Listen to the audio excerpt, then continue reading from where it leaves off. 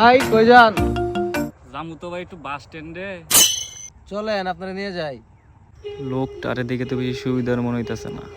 না, জান যাবো না। না ভাই জানি কেন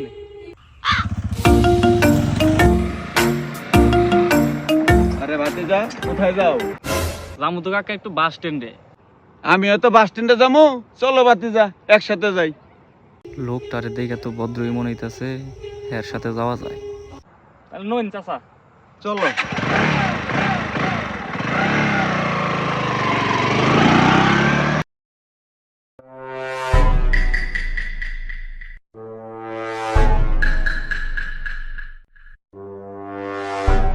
খারা আমার বস আইতাছে।